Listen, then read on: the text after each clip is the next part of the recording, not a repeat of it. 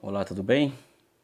Vamos bater um papo rápido hoje, partindo de algumas teses fundamentais de um dos autores estruturalistas que eu mais gosto, que é Alexander Gerschenkron, que é um russo imigrado e fez uma brilhante carreira acadêmica nos Estados Unidos. E todos nós temos nossas predileções, e as minhas e as do Paulo são muito. Existem muitas coincidências, né? Então não foi de forma aleatória que alguns autores estruturalistas foram escolhidos para serem utilizados e tratados aqui nesse curso. Então, Prebisch, Lewis, agora Gerschenkron, e também tem os brasileiros como Brescia Pereira, como Inácio Rangel, como Celso Furtado, professor Beluso, ou seja, existe uma pleiade de pensadores que são nossas referências intelectuais e que nós decidimos trazer aqui para compor as nossas reflexões sobre a China. O Alexander Gerschenkron, ele tem algumas características que o tornam muito peculiar, né? Aliás, cada um tem a sua peculiaridade, mas ele tem algumas que chamam muita atenção.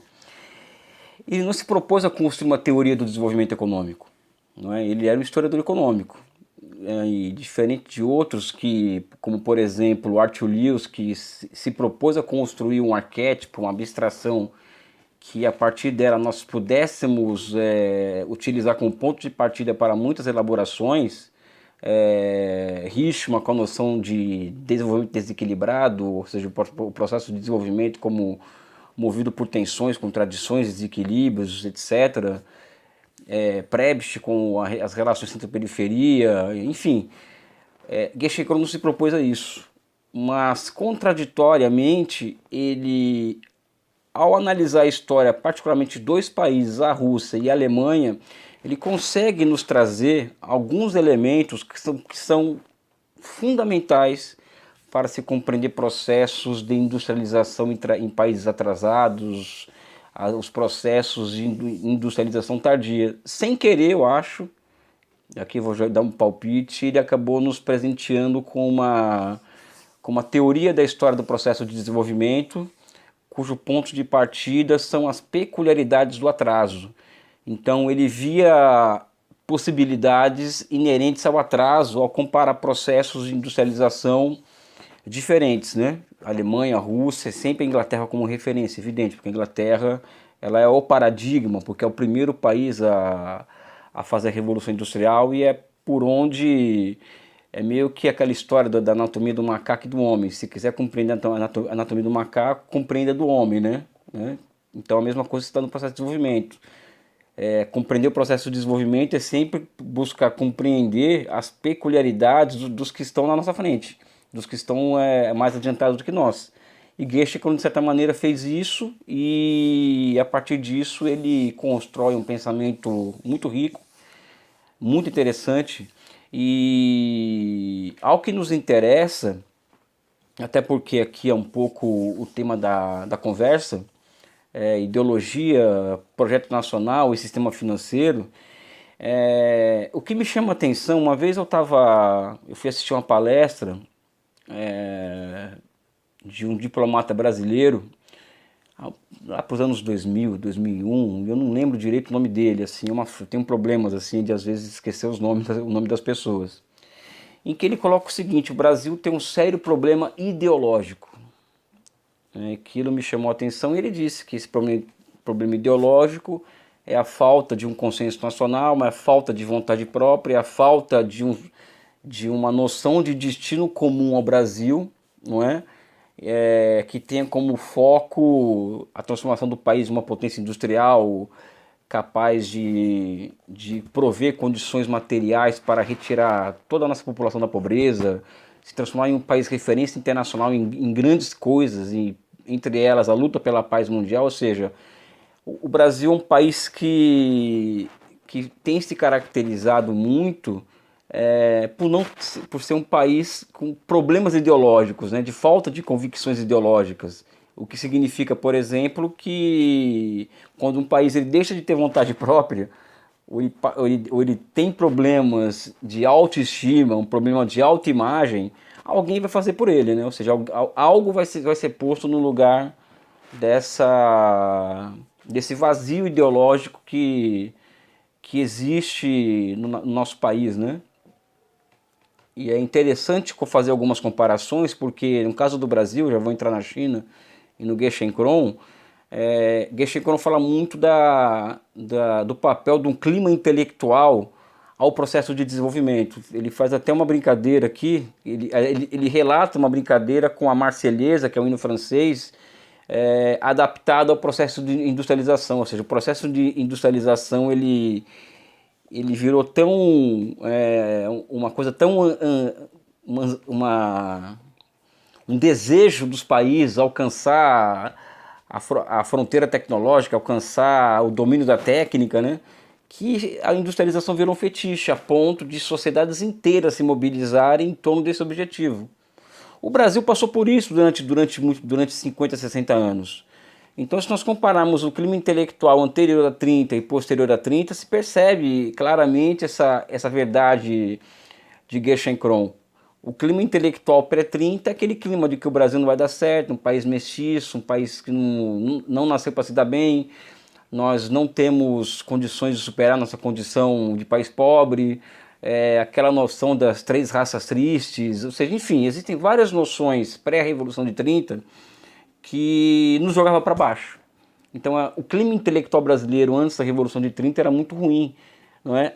Ao contrário, né, que após a Revolução de 30 o Brasil passa a ter um outro clima intelectual. São grandes intelectuais pensando o Brasil com otimismo, com visão estratégica, prevendo um futuro brilhante ao nosso país, muito fruto desse clima pós-Revolução de 30, que é o clima do seguinte, né, o Brasil para frente, o Brasil que vai 50 anos em 5, enfim, é evidente que teve várias contradições nesse processo, que se avolumaram muitas contradições que até hoje nós estamos as presenciando e as vivenciando.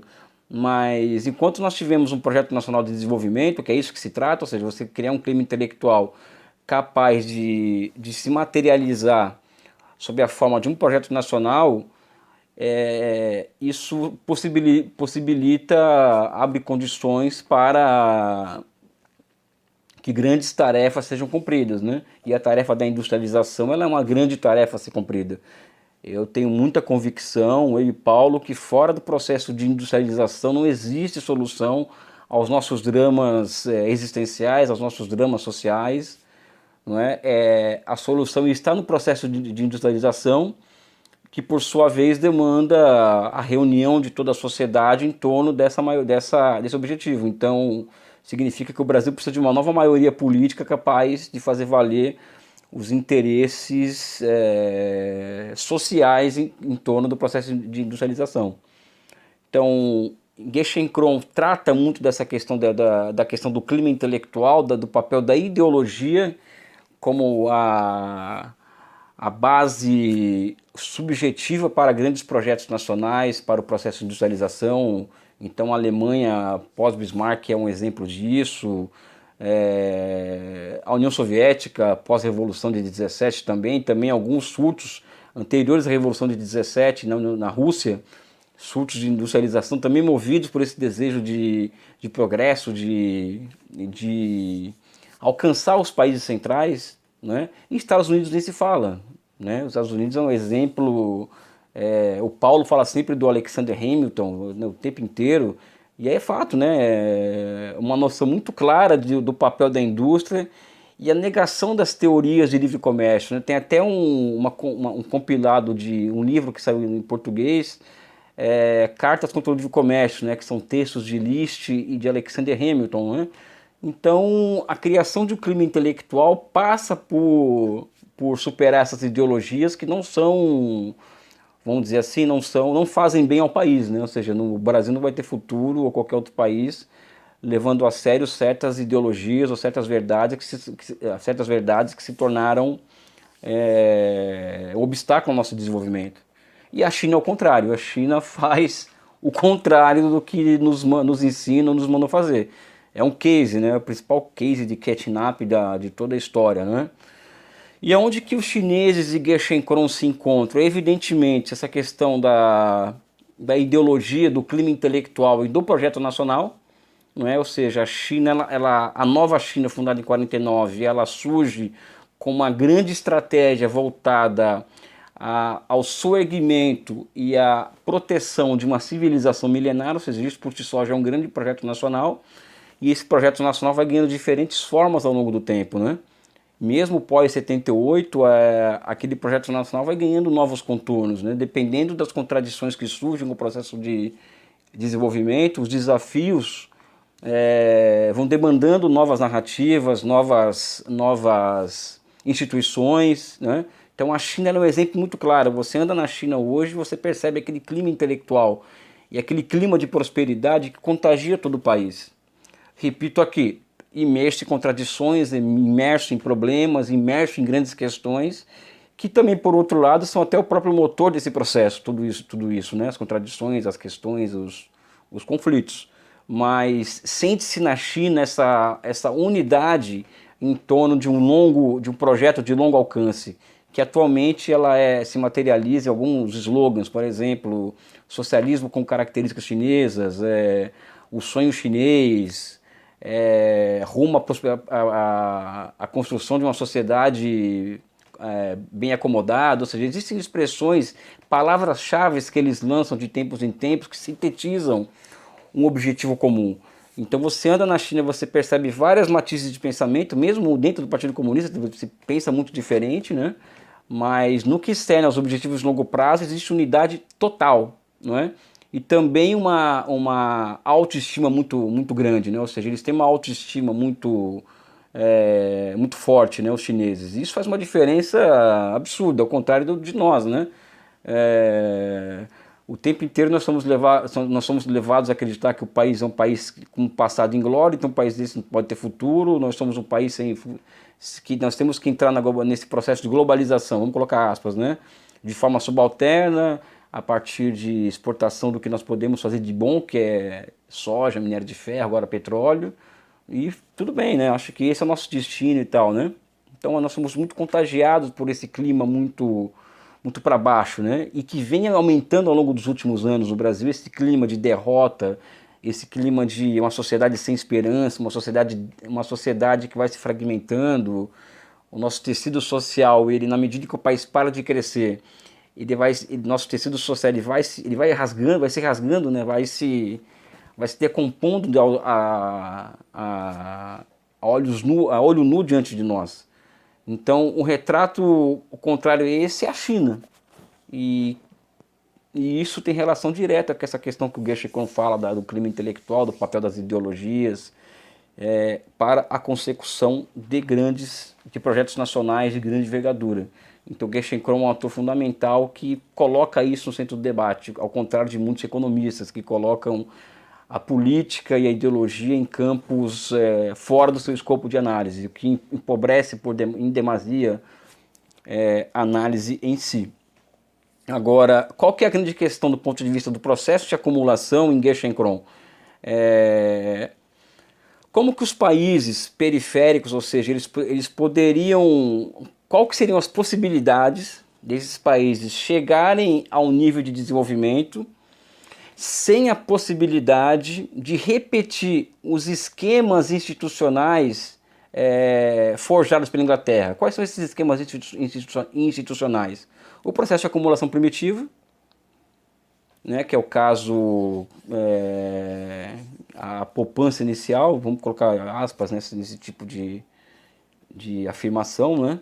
Ou seja, o processo de acumulação primitiva, ou seja, como que os países podem chegar lá sendo que eles não têm condições de repetir lá na Alemanha, na Áustria, na Dinamarca, as mesmas condições surgidas na Inglaterra em seu tempo. Qual que é o desafio? Então, em Gerschenkron, a questão é a seguinte: o desafio político do desenvolvimento, porque para ele é muito claro, o desenvolvimento é um desafio político e não técnico, tá? É forjar instituições, olha a palavra-chave que eu gosto sempre de deixar muito claro, instituições que substituam os esquemas de acumulação primitiva que marcou o processo de industrialização inglesa. A questão não é moral de não gostar ou não gostar do processo de acumulação primitiva, de expropriação camponesa violenta, a questão não é essa.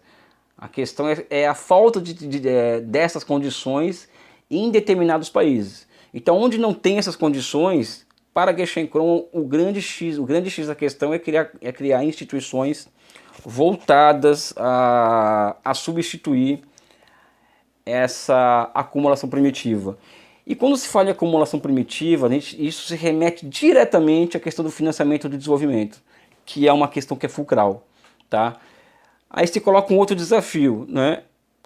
Os processos de industrialização tardia em Gerschenkron, o sucesso desses processos depende de um casamento entre condições objetivas e o surgimento de instituições adequadas àquelas condições objetivas. Então, quanto mais certeiro for na política, os estados nacionais, no que tange a formação de instituições e de condições ao processo de industrialização, maior sucesso terá esse processo. Então ele coloca o seguinte, aí vem a grande questão. Nesses países retardatários, vamos dizer assim, não existem, né, aquele núcleo empresarial produtivo e nem tampouco um núcleo empresarial financeiro, privado. Então o desafio político de desenvolvimento, repetindo esse mantra, passa pelo Estado Nacional criar condições e instituições que substitua tanto o empresário privado quanto o sistema privado de financiamento, não é? E além disso, não é? Essas instituições financeiras, elas têm que ter uma característica, porque aí a comparação que ele faz com o Crédit Immobilier francês, que foi uma instituição de vanguarda, e a característica dela é que ela era uma instituição voltada ao longo prazo. E para que serve o crédito de longo prazo? Esse crédito de longo prazo ele é voltado justamente para financiar empreendimentos que o setor privado não tem interesse ou não tem condições de fazer, porque o tempo de maturação do lucro é muito longo, ou porque não tem capital para isso mesmo, né? Então o próprio Estado ele toma para si essa tarefa e ele forma um sistema financeiro de longo prazo. E ele se dedica basicamente a criar as condições materiais para a unificação do mercado nacional. E qual que é o tipo de empreendimento que quebra a lógica de hinterlands e cria condições da unificação e a formação de um mercado único? São grandes ferrovias, transportes basicamente, né? Então o Crédit Immobilier foi uma experiência exitosa francesa voltada a investimento de longo prazo no setor ferroviário. Então, a Alemanha, o sucesso alemão, por exemplo, também é um pouco isso. Eu já lhe falei anteriormente que uma peculiaridade alemã é que aquele Estado nacional ele surge precocemente militarizado e surge precocemente financiarizado, né? Financiarizado no sentido de financiarização, como vemos hoje, ou seja, precocemente surgem bancos voltados à consecução de obras voltadas à unificação do mercado, basicamente de transportes. Evidentemente, quando se fala da China, fica muito difícil não ligar. Aí tem que ter uma visão historicista, vamos dizer assim. Historicista é ruim. Uma visão de processo histórico, né? Não ligar, por exemplo, o Crédit Immobilier francês, que o Gerschenkron estuda e coloca aquilo como uma referência de instituição a ser observada pelos países retardatários, o BNDES brasileiro, que surge como BNDE no final da década de 50, e esses grandes conglomerados financeiros chineses que surgem na década de 90, que hoje são poderosos braços financeiros daquele projeto nacional, não é? Eu até faço aqui, aliás, deixa eu mostrar um negócio para vocês. O Gerschenkron, o texto clássico dele, o Atraso Econômico em Perspectiva Histórica, foi publicado em 1962. O Brasil inteiro voltado às questões do desenvolvimento teve que ler esse texto, né? Mas ele só foi traduzido ao português, deixa eu ver aqui.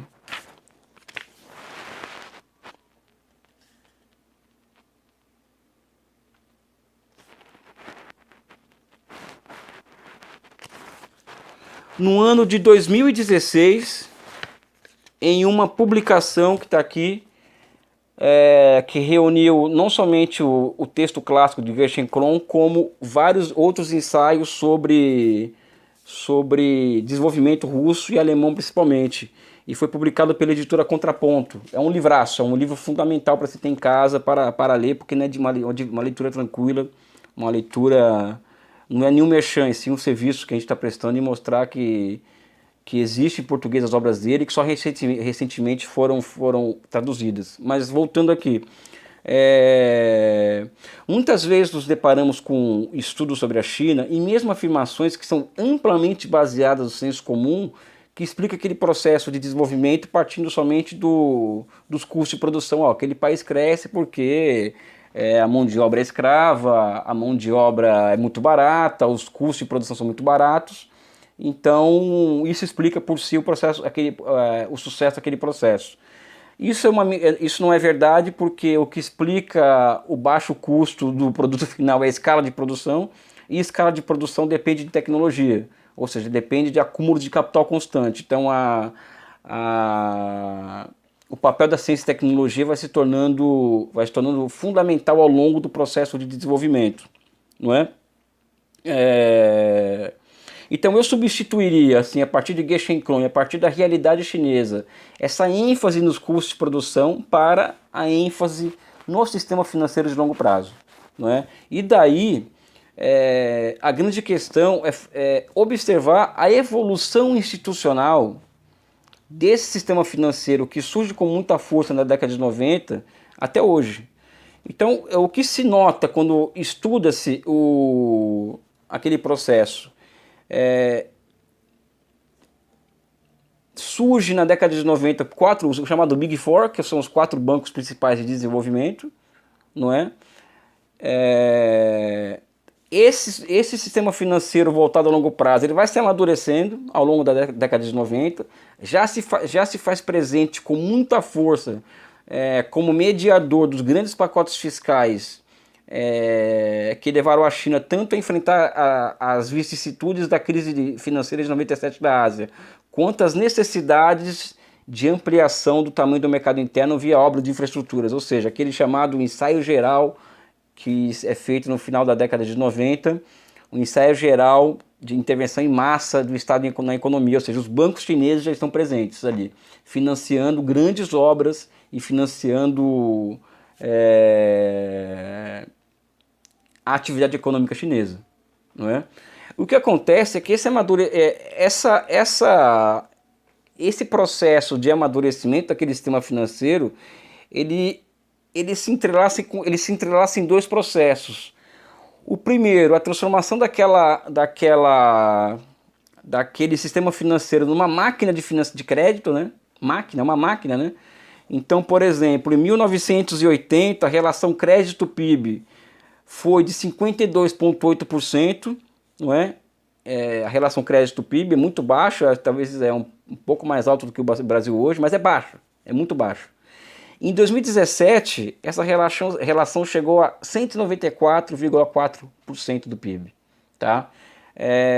Se alguém te perguntar o que é capitalismo, ou socialismo, a moda chinesa, vamos dizer assim, ele é um sistema que ele é amplamente baseado no crédito, ou seja, o capitalismo ele atinge a sua maturidade enquanto sistema econômico, né, quando ele se transforma, quando ele ganha uma cara monetária, né, quando ele se transforma em economia monetária. E uma economia monetária ele é movida à base de crédito. Não é? Daí, por exemplo, quando vai se fazer as comparações entre diferentes países, os que crescem muito porque estão emprestando muito. Os que crescem pouco é o que estão emprestando pouco, tem taxas de juros muito altas e assim sucessivamente, não é? A China chega a 194,4% em 2017, uma máquina de financiar. Isso também gera contradições de vários níveis, inclusive o endividamento privado e tal, que hoje talvez seja o grande problema econômico chinês hoje. Mas por um outro lado, Esse processo de amadurecimento do sistema financeiro chinês, continuando no setor, ainda falando para dentro ainda, foi acompanhado pelo espraiamento de bancos de desenvolvimento na China. Então é banco de desenvolvimento, todas as províncias têm banco de desenvolvimento próprios, e as principais cidades chinesas, como Pequim, Xangai, Chongqing, também têm os seus próprios sistemas financeiros. Eu gosto de dar um exemplo, eu não sei se dei aqui em alguma aula anterior, do seguinte, a expansão do metrô de Xangai na década de 90, como ele vem depois olha o atributo do atraso, como vem depois, ele se utiliza de formas mais modernas de financiamento, por exemplo. Metade do metrô de Xangai ele é financiado via bonds emitidos pelo Banco Municipal de Xangai. Não é? Ou seja, o papel do sistema financeiro municipal de Xangai foi fundamental na transformação daquela cidade numa cidade que tem uma linha de estação a cada 2 quilômetros, uma estação de metrô a cada 2 quilômetros. Xangai tem metrô para tudo quanto é lado, Pequim para tudo quanto é lado, aliás, a China inteira tem trem e metrô para tudo quanto é lado. E não se compreende esse tipo essa construção de uma economia moderna continental daquele porte daquela envergadura sem analisar a evolução institucional do seu braço financeiro. Uma pergunta também que sempre se faz quando se fala em processo de desenvolvimento, tal empresa, ela é assim, mas ela é uma grande empresa, mas tudo bem, qual que é o braço financeiro dela? É uma questão que é fundamental em economia, não é? Então, no caso chinês, quando se vê as empresas chinesas, por exemplo, aí entra um outro lado que eu comentei em uma aula anterior, da transformação da China em uma potência financeira. Então, qual que é a questão que se coloca? Qual que é o braço financeiro dessas empresas chinesas que estão executando grandiosas obras de infraestruturas? Ou seja, essa é uma outra questão que tem que ser respondida. É muito mais sofisticado responder nesse nível do que ficar respondendo no nível de trabalho escravo, mão de obra barata, sabe? Eu acho que faria bem ao Brasil se nós tivéssemos condições de discutir nesse nível esse tipo de processo de desenvolvimento, não de forma diferente. E caminhando aqui para um final, eu não chegaria a essas conclusões que eu estou chegando aqui sem ter lido o Alexander Gerschenkron, e deixo isso muito claro, tá? Eu e toda uma geração de pessoas ocupadas com processos de desenvolvimento retardatários, elas são inspiradas nesse texto clássico de Gerschenkron, e eu não sou uma exceção, tá? Agora, existe uma característica daquele sistema financeiro que ela é fundamental de apreensão para todo mundo, né? Atualmente as crises econômicas no mundo elas têm surgido dentro dos sistemas financeiros nacionais. Esses sistemas financeiros nacionais, notadamente Estados Unidos, eles foram sendo desregulamentados ao longo do tempo, de forma acelerada na década de 90. Então existe um desacoplamento entre finança e produção que faz com que o sistema econômico internacional como um todo como diz Minsky, né? Fique mais instável, né? Ou seja, na medida que existe esse desacoplamento de produção e finança, o capitalismo se torna um sistema muito mais instável, as crises cíclicas são cada vez mais violentas, mas, aliás, entre uma crise e outra existe um curto período de tempo cada vez mais violentas, né? Então isso é resultado, entre outros motivos, pelo desacoplamento da finança entre a finança e a produção, tá? Na China, qual que é a diferença da China? O sistema financeiro é estatal. E esse é um dado fundamental da realidade. Tá? O sistema financeiro chinês ele nada mais é do que o braço produtivo, o braço financeiro do Estado Nacional e que capacita o Estado Nacional a intervir tanto na sua realidade interna quanto na realidade externa. Ou seja, aqueles bancos de desenvolvimento eles não são voltados à correção de falhas de mercado, como acreditam muitos, né? Como se faz acreditar muitos. Ou seja, as pessoas acreditam que tem banco de desenvolvimento, mas eles servem para corrigir falhas de mercado. Não é verdade. Aqueles bancos de desenvolvimento são parte fundamental do sistema, tá? E são parte fundamental que explica as várias capacidades estatais chinesas, entre elas a capacidade de intervir rapidamente no seu território, quanto se colocar à disposição do mundo e construir condições infraestruturais há a conexão de grandes mercados nacionais em busca, vamos dizer assim, já que existe mais um grande mercado internacional, tendo a China como centro. Nada disso estaria sendo proposto pela China sem que aquele sistema financeiro existisse e fosse estatal. Tá? Existe um grau muito grande de repressão financeira na China, as atividades especulativas são proibitivas na China. Então todo o sistema financeiro chinês ele é voltado para a consecução das tarefas que o Estado coloca para si mesmo. E do ponto de vista teórico não se compreende isso sem passar por Alexander Gerschenkron. Fica aqui nossa homenagem a ele e demonstrando o quão fundamental é a leitura desse autor para se compreender a China de hoje. Um forte abraço a vocês.